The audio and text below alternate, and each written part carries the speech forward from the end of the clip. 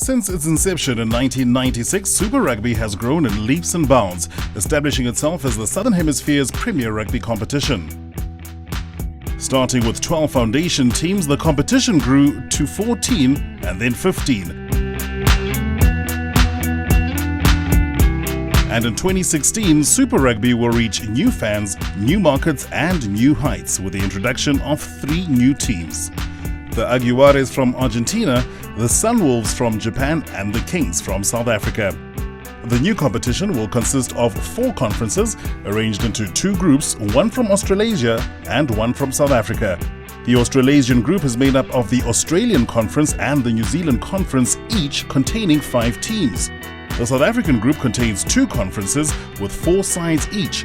These will include all South African-based teams and the teams from Argentina and Japan. It's exciting, but it does mean a few changes to what you might previously be used to. So here's what it means for Cheetahs fans. For the regular season, all you need to remember is the 6-5-4 rule.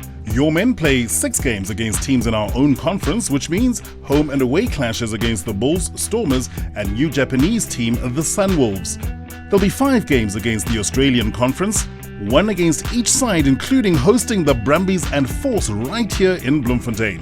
And the Cheetahs will play 4 games against the other South African Conference, including venturing into the Lions' Den at Emirates Airline Park and a visit to Durban to take on the Sharks. And we'll roll out the welcome mat at Free State Stadium for the Kings and a historic round 1 clash against the Jaguares as Argentina writes the first chapter of its Super Rugby journey. So the Cheetahs take on more Aussie teams, get their first taste of Argentine and Japanese Super Rugby and can look forward to meeting the Kiwi sides in 2017 as Super Rugby goes out to more fans and markets than ever before.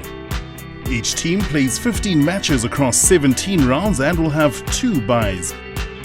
Conference standings and competition points at the end of the regular season will be used to determine seedings, with 8 teams to play off in the Super Rugby Finals series.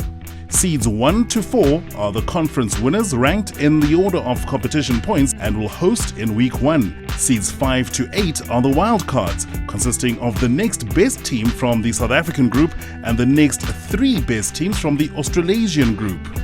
These seedings ensure that each conference is represented, with the higher ranked team earning the right to play at home. It's sudden death throughout the final series, which makes for an exciting conclusion to the Super Rugby season. So, to recap, your team will play 15 games across 17 rounds each season, meeting every other team over a 2-year rotation.